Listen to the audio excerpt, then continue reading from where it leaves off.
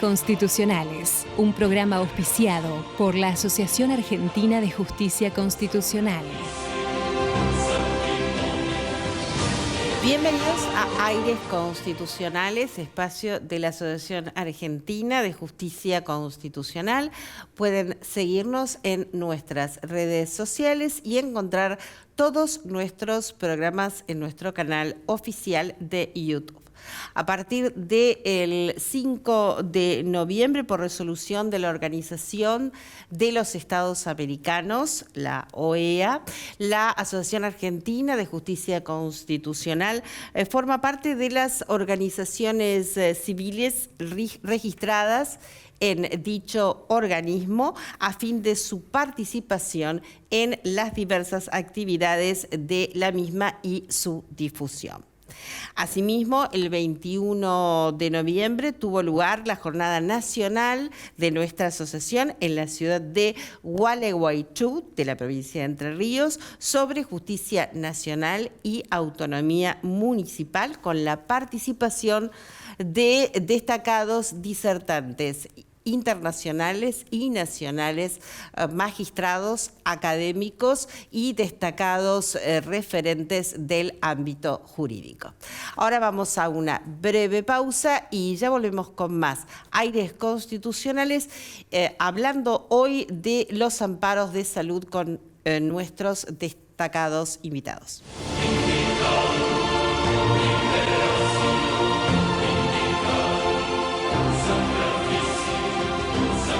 Bien, y aquí seguimos en Aires Constitucionales. Hoy nos acompaña Anabela Crisi, que es abogada especialista en discapacidad y profesora de elementos de Derecho Civil Parte General en la Universidad de Buenos Aires, y el doctor Diego Norberto Quirno, que es ex juez nacional en lo civil y profesor consulto en Derecho Civil también en la misma casa de estudios.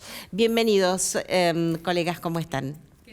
Hola, ¿qué tal, Claudia? ¿Cómo estás? Muy bien, bueno, muy contenta por recibirlos aquí, y hoy vamos a hablar de un tema que no es ajeno a la sociedad, sino por el contrario, es una herramienta o una acción que más allá de lo deseable está siendo utilizada porque es necesario. Bueno, vamos a hablar de los amparos de salud. En principio, si nos pueden explicar de qué se tratan estos amparos de salud. Bueno, el amparo, como bien vos sabés, Claudia, es la acción expedita, rápida y excepcional que tenemos los ciudadanos para evitar que se conculquen nuestras garantías o derechos constitucionales cuando hay una negativa arbitraria o una arbitrariedad manifiesta, ya sea de autoridad pública o particular. Entonces, donde rápidamente se pueda volver al estado anterior o frenar el ataque que se está haciendo de estas garantías para poder restablecer el Estado de Derecho. Siempre hablamos de derechos o garantías constitucionales y de arbitrariedad manifiesta.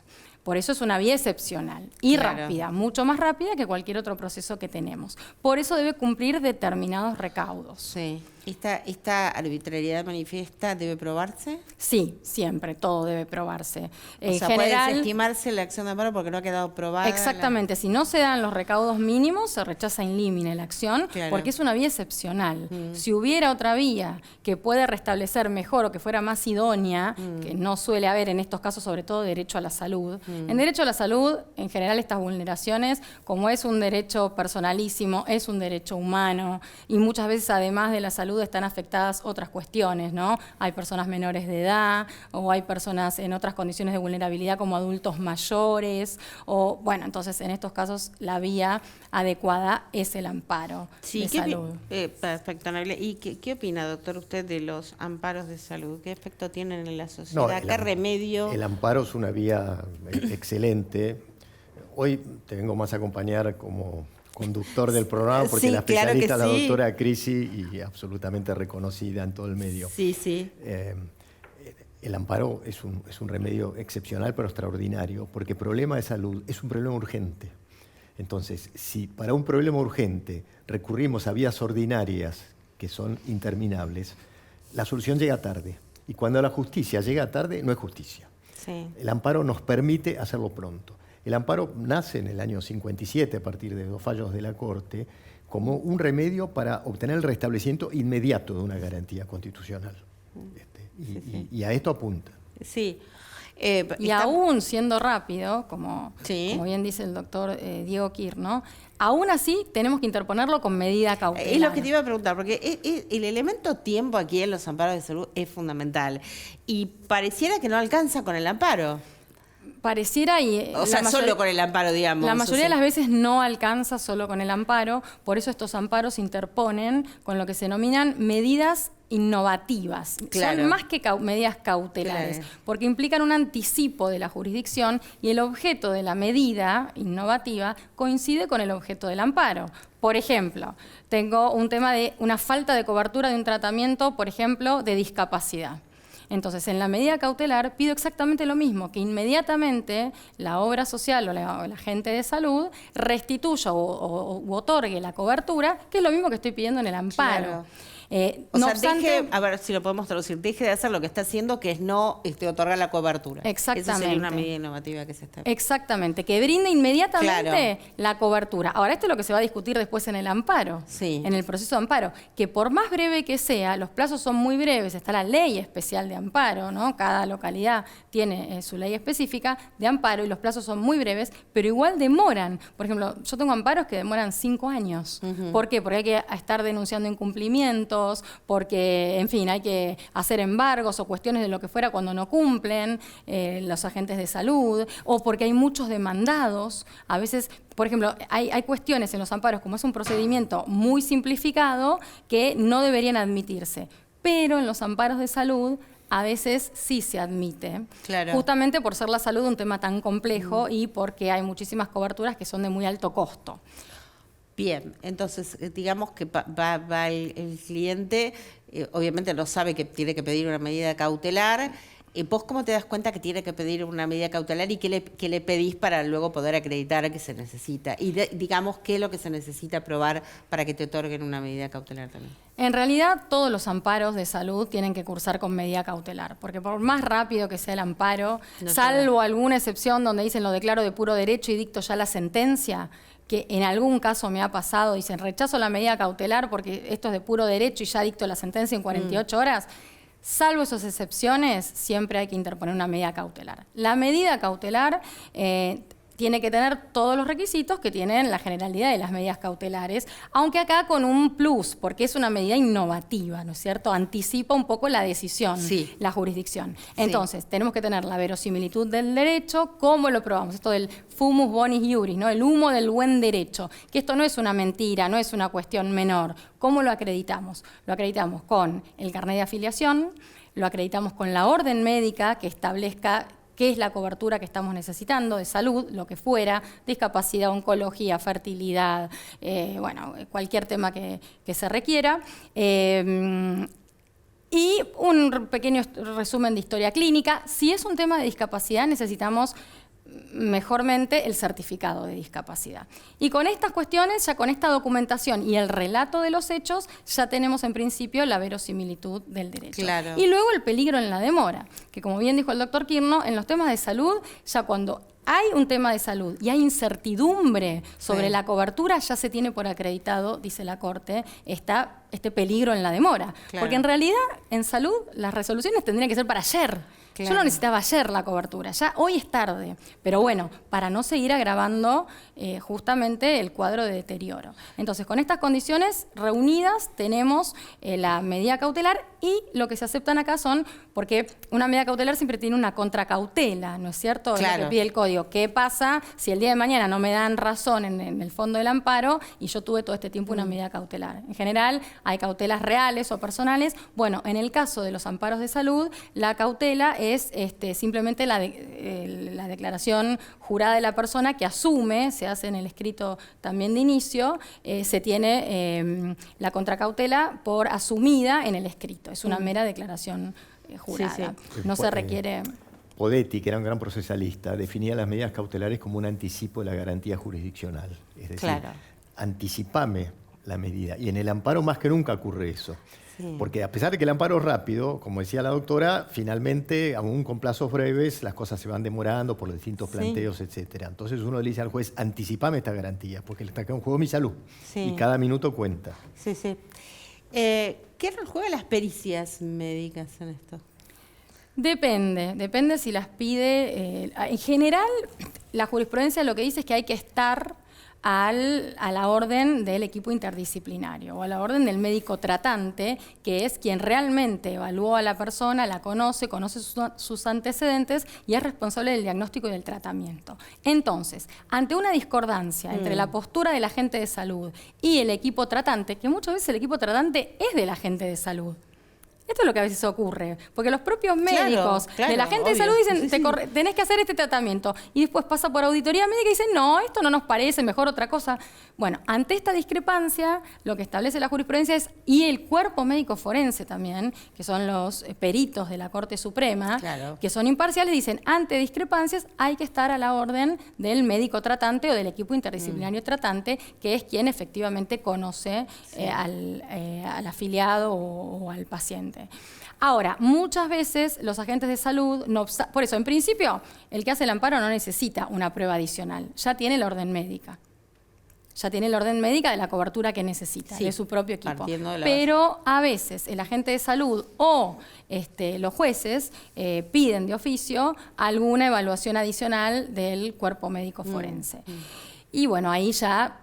Cuando la cosa es dudosa, el cuerpo médico forense muchas veces esto es dudoso, por ahí no sabemos qué resultado puede llegar a dar o no, pero hay que estar a la orden del equipo que indicó ante esta discrepancia y a veces desaconseja, a veces excepcionalmente o cuando hay cuadros complejos. La medicina tampoco es una ciencia exacta. Entonces, muchas veces puede haber diversas puede haber opiniones encontradas y bueno, pero no tienen una importancia tan relevante las pericias en los amparos de salud, sobre todo si las órdenes están bien fundadas. Es muy importante que el equipo tratante o el médico tratante haga un resumen de historia clínica bien fundado y la orden de la cobertura indique también por qué, los motivos. Entonces, con una orden autosuficiente estamos mucho mejor posicionados. A eso me lleva la pregunta, ¿qué pasa si vos te encontrás con esta orden del médico tratante que te parece insuficiente desde el punto de vista probatorio? Muchas veces se habla directamente con los profesionales para que nos expliquen a los abogados también cómo lo podemos volcar en el porque además escrito. Quizás ni siquiera puede suceder, porque nosotros somos abogados, que no estés segura, ¿me explico? Sí, o a veces por ahí uno dice, este es el único tratamiento que hay, no hay alternativa terapéutica, y por ahí el médico dice, no, bueno, ¿me lo puede poner en la orden, por favor, doctor? Porque esto no surge. Ah, no, pero es obvio. Pero para mí no es obvio, y para el juez no es obvio. Claro. Entonces, póngalo, podría ponerlo. Después ahí tenemos otra barrera, que a veces ocurre. O sea, la orden cuanto más... ¿Y acceden los médicos? Ahí estamos. A veces sí, a veces no. A veces dicen, yo esto te lo puedo decir, pero no lo puedo poner porque yo trabajo para el agente de salud. Y saben que si ponen una cosa así, el agente de salud en la auditoría médica está mucho más limitado. A pesar de que pueden rechazar la cobertura, saben que en un amparo esto va. Si la orden está tan autosuficiente que dice es este tratamiento y es la única alternativa, la mejor alternativa, o incluso a veces los agentes de salud proponen otra alternativa y el médico dice no, esta alternativa no va. Bueno, ¿me lo puede poner por escrito? Si lo ponen por escrito es fantástico, porque ya lo tenemos. ¿Y qué haces si no te lo ponen por escrito? Si no lo ponen por escrito, a veces lo que aconsejamos es, intentamos ver de qué manera lo podemos plantear desde ese lugar o pedimos una interconsulta. Le pedimos al cliente si puede hacer una interconsulta con otro profesional que esté más receptivo a poner las cosas que tenga que poner, ¿no es cierto? Porque a veces nos ocurre dentro esto. Del mismo, de la puede misma obra. Puede ser un profesional de la obra social o un profesional particular. Hay un antecedente de la Corte que limita bastante a que sean profesionales de cartilla. Porque, ¿qué pasa con estos profesionales? Ya la idoneidad, la experticia y la prudencia estarían fuera de discusión. No obstante eso, los agentes de salud también cuestionan las órdenes de sus médicos. Pero no es que por ser un médico particular queda automáticamente menospreciada la orden o subvalorada. No, es una orden médica también. Después veremos si era acorde o no era acorde, pero preferentemente que sea de cartilla. Lo que pasa es que a veces los médicos de cartilla no se animan a hacer la orden. ¿Qué ¿no? tema doctor? Hay un caso célebre que nosotros vemos con la doctora en la facultad, el caso Zahir Idib, que era sobre trasplante de un riñón que quería dar una chica de 17 años a su hermano de 18. Y la Cámara no lo autorizó. Pero la Corte, que finalmente autorizó ese trasplante, hizo prevalecer la opinión de los médicos que le iban a operar por sobre su propio cuerpo médico forense. ¿Por qué? Porque en esta materia de medidas cautelares o medidas autosatisfactivas o estas medidas anticipo la garantía jurisdiccional a la que hacía referencia la doctora Crisi, siempre hay que obrar con criterio amplio. ¿Por qué? Porque el derecho no es una ciencia exacta y solo la sentencia nos da certeza jurídica, pero a veces se demora para llegar a la certeza. Con lo cual, cuando el juez tiene que actuar una medida cautelar, hace un juicio a priori con los elementos que tiene. ¿Y con qué criterio actúa en ese caso? Cuando está en juego la salud, con criterio amplio. En caso de duda, autorizo, porque no autorizar puede implicar la muerte de una persona o una lesión definitiva. Entonces, lo importante es que en las medidas cautelares siempre se obra con criterio amplio. Claro. Por lo menos debería obrarse con criterio amplio. Y el tema de los tiempos, ¿no? Cuando están las apelaciones, ¿de cuánto estamos? Una medida cautelar está demorando actualmente como promedio entre 15 días y 1 mes y medio. Algunas salen antes, algunas increíblemente, por ahí en provincia de Buenos Aires, algunas en 2 días salen las medidas cautelares. Porque ¿qué pasa también acá? La medida cautelar en principio se dicta inaudita aparte. Significa que no se le avisa a la gente de salud que se dictó la medida y directamente se notifica que tienen que cumplirla. Pero en salud lo que ocurre muchas veces a nivel nacional es que sí se da una intimación previa a la gente de salud para decirle, mira, ahora iniciaron el amparo. ¿Vas a cumplir o no vas a cumplir? A pesar de que ya está la negativa, porque ya por ahí hubo un intercambio telegráfico o porque ya por ahí enviaron un mail diciendo que no van a cubrir, pero como va a ser una medida justamente innovativa, a veces se da un traslado previo, o sea, no se dicta inaudita aparte muchas veces. Esto demora. Entonces, más o menos una medida cautelar, podríamos decir, está demorando entre 15 días y 1 mes y medio, depende el juzgado. Y los amparos no deberían durar más de 6 meses, esta es la realidad, pero a veces también se extienden más. Bien. Porque aparte depende de la afección. No es lo mismo necesitar un trasplante urgente de corazón o una operación de envergadura que un tratamiento de fertilidad que si no se hace este mes se puede hacer el mes que viene. Entonces, en cada caso hay que apreciar cuál es la urgencia para apurar la decisión, ¿no? Y también es cierto que no es lo mismo si es una sola prestación que se agota en un uso, por ejemplo, una intervención a corazón abierto, lo que fuera, que es una prestación, entonces en general se produce la medida cautelar y después ya la causa se declara abstracta, pues ya se hizo. Entonces, bueno, ahora veamos si tenía o no razón, no hay prueba, ya está, ya se hizo, que si son prestaciones mensuales, por ejemplo, de un tema de discapacidad, de un tratamiento permanente o lo que fuera, ¿no? Bien, en el tema amparos de salud, ya que se mencionó el tema de la fertilización asistida, ¿cómo va esto? ¿Cuál es la obligación que tienen por ley? Las horas sociales, las prepagas, Esto es muy interesante porque pareciera como que hay un desconocimiento y fue un tema muy debatido en su momento que tenía posiciones encontradas. La ley de fertilidad dice que hay que dar una cobertura integral para que las personas puedan organizar su vida y poder planificar su familia, porque esto tiene que ver con el tema de la fertilidad y hoy por hoy no hay dudas de que la fertilidad está dentro de lo que es la salud. Porque antes, por ahí, si una persona era infértil, como no estaba enferma técnicamente, no se consideraba que estaba dentro del derecho a la salud. Hoy no queda ninguna duda que la salud entendida en este sentido amplio que dice la Organización Mundial de la Salud como el más alto estándar de bienestar físico, mental y social, los temas de infertilidad sin duda atañen al derecho a la salud y al derecho humano, ¿no?, de reproducirse, de formar la familia, en fin. Entonces, la ley apunta a proteger esto. Puntualmente, los agentes de salud tienen que cubrir hasta 4 tratamientos de baja complejidad de fertilidad. Los de baja complejidad son los que la concepción se produce dentro del útero. Puede ser estimulación ovárica, entonces eso es dentro del útero. 4 por año y hasta 3 de alta complejidad. Y acá la duda que venía era si estos 3 de alta complejidad eran por año o de por vida. porque el decreto reglamentario de la ley no era del todo claro. Claro, no lo establece expresamente Sí. si es de por vida o es anual. ¿Y cuál es la jurisprudencia en este sentido? Al principio estaba bastante debatido y el Ministerio de Salud también había dictaminado que eran 3 de por vida, justamente porque baja muchísimo el porcentaje de éxito a partir del... Estadísticamente, ¿no? Estadísticamente. Yo tengo un montón de clientas que han quedado, queremos llevar también tranquilidad. Claro que sí. Chicas de edad más avanzada que han hecho por ahí 6, 7 tratamientos y han logrado sus embarazos. Entonces, pero no hay bueno, una regla exacta para esto. No. Por eso también... Cada caso es particular. Yo tampoco soy médica, pero no quiero decir una cosa que por ahí además, sí. estadísticamente bajaría, vamos a decirlo en potencial, bajaría Sí. el éxito, el porcentaje de éxito a partir del cuarto tratamiento y también habría, como en la salud de la mujer, digamos, un golpe, ¿no es cierto? Son muchos tratamientos Sí. de alta complejidad y esto también estaría evaluado. Además de los costos. Como la salud tiene que tener, digamos, prestaciones equitativas y universales para todos los ciudadanos, bueno, estos serían los costos que se habían como presupuestado Sí.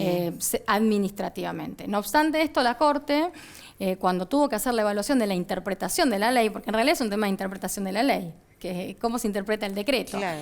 Hablaba de esto que decía el doctor Diego Kirchner, ¿no es cierto? Estos derechos son amplios, se tiene que mirar de manera amplia, es el derecho a la salud, son derechos humanos, que son pro homine, es a favor del ser humano y tienen que ser progresivos, no regresivos. Entonces, de ninguna manera se puede coartar a 3, es como si uno tiene un derecho, pero solo lo puede ejercer 3 veces. Y si no, ya lo tendrían que pagar los que pueden hacerlo de manera particular. Acá es interesante porque, decía la autora, es un tema de interpretación de la ley, y había un autor insigne, Fornieles, que decía que el intérprete del derecho no puede permanecer en un estado de indiferencia por los resultados. Y entonces uno no puede ser indiferente frente al resultado de la interpretación. Si tengo 4 por año, ¿por qué en este otro caso solo 3 de por vida? Son dentro de un mismo párrafo de la ley. Es obvio que se refiere a 3 tratamientos anuales, no de por vida. Porque en definitiva, además, ¿cuántos tratamientos de fertilidad puede hacerse una mujer? 200. Claro. Es decir, hará 4, 5 y llegará un momento donde ya los médicos le dijeron, bueno, ya las posibilidades se agotaron, ¿no? Claro. Por eso ha sido valiosa la interpretación de la Corte, que en el sentido de que hay que garantizar 3 por año, no 3 de por vida. Claro, pero queda claro entonces que si bien se pueden pagar tratamientos privados para que da elección, pero existe entonces la posibilidad y no solo la Corte Suprema lo dijo, sino que hay un plenario a nivel nacional de la Cámara Civil y Comercial Federal que establece que son 3 tratamientos por año. Entonces, es bueno que la gente sepa que tiene derecho a esta cobertura. Y el tratamiento incluye todo, crioconservación de embriones, quizás ovocitos extra, o sea, el tratamiento incluye todo. Bien. ¿Por qué se siguen sino poniendo barreras? Esto es muy importante. Sí, absolutamente, muy importante. Para la familia en general, para las mujeres y para los padres también, ¿no? Porque aparte ocurre una cosa curiosa, Claudia. Sí. Una vez que se obtienen estas medidas, a veces hasta quedan embarazados naturalmente. Como que están relajados, porque ya saben que bueno, esta cobertura ya la tienen. Imagínate la angustia de las personas Tremendo. cuando no pueden tener hijos y encima los agentes de salud les ponen estas barreras, o ya está, o Sí. es un montón. Sí. Entonces esto ayuda. Bien. Bueno, ya estamos en horario de cierre, brevemente 30 segundos, un poquito más. Mensaje, porque los amparos de salud está directamente vinculado a muchas problemáticas de gente que nos puede estar escuchando, Anabela, y después cierra el doctor, que hoy es el co-conductor del programa.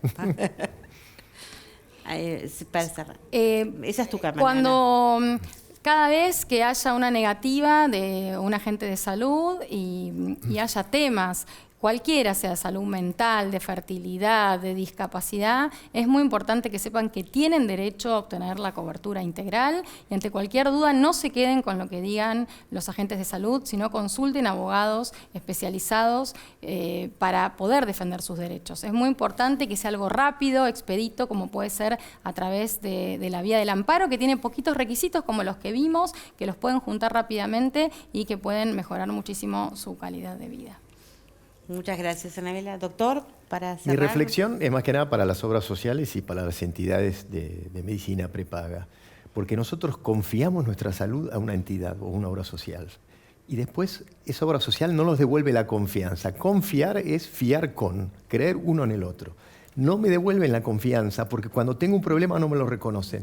Y entonces tengo que ir a buscar un abogado especialista, como es el caso de Anabela, para decir, protégeme de lo que son mis derechos, pero son mis derechos personalísimos y derechos constitucionales. Muy bien, doctor. Bueno, muchísimas gracias, Anabela, por acompañarnos y compartir tus valiosos conocimientos Gracias en a la vos, materia. Claudia. Muchísimas gracias, doctor, por acompañarme hoy. Fue en una la buena conducción. práctica. Me va a seguir acompañando, entonces. Bueno, muy bien, nos despedimos entonces hasta nuestro próximo programa, como siempre, aquí en Metro.